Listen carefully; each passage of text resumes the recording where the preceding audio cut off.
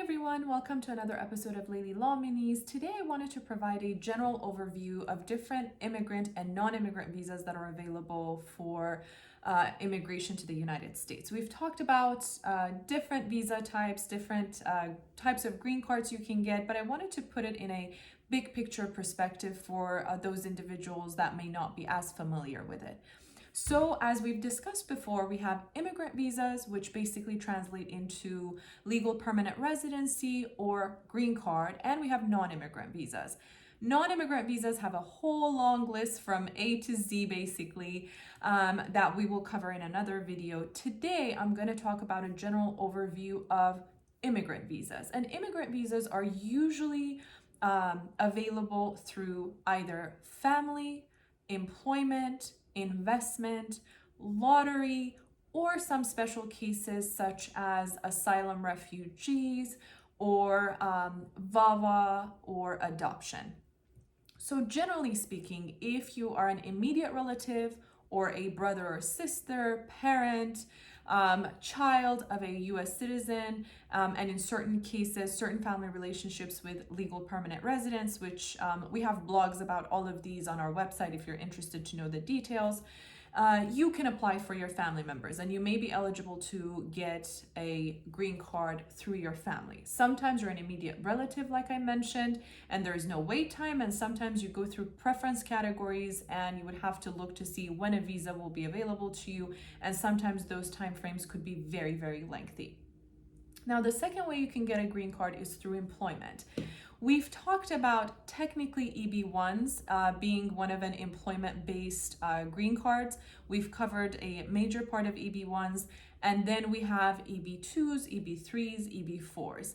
And when we talk about EB1s, I will do another video in particular about EB2 and a small portion of EB2, which is called NIW, or National Interest Waiver.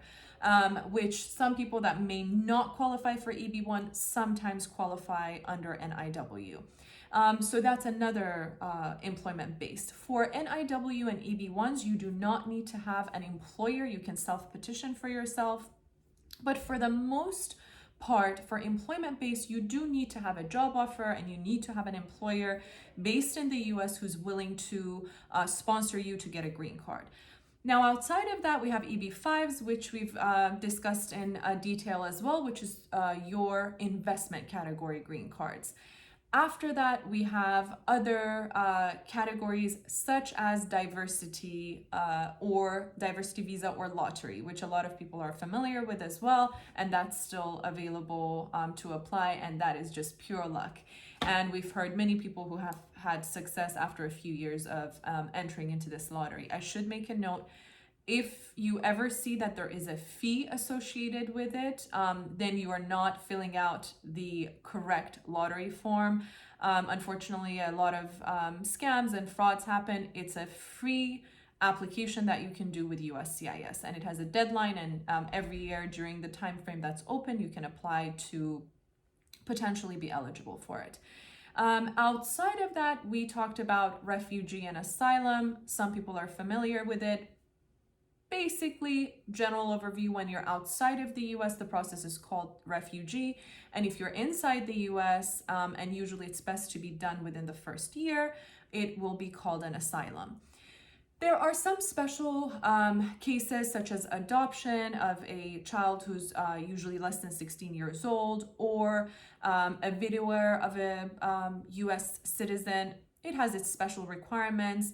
There is something called a VAWA, which we do a lot also in our office, and that is for people that have had domestic violence issues or even some psychological or anything related to someone who's married or perhaps even a child or other dependents of a US citizen or a legal permanent resident that now needs to apply on their own to stay in the US, but they cannot have that US citizen or resident involved in that process because of the violence or issues that may be involved.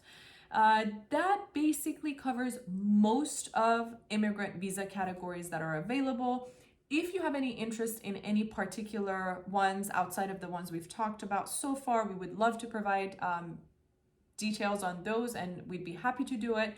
Otherwise, in the coming weeks, we will pick an area and we will talk more about the requirements, the qualifications, and what you need to know, processing times, delays, and if you have to have wait times, basically overall what the process would be for each of those.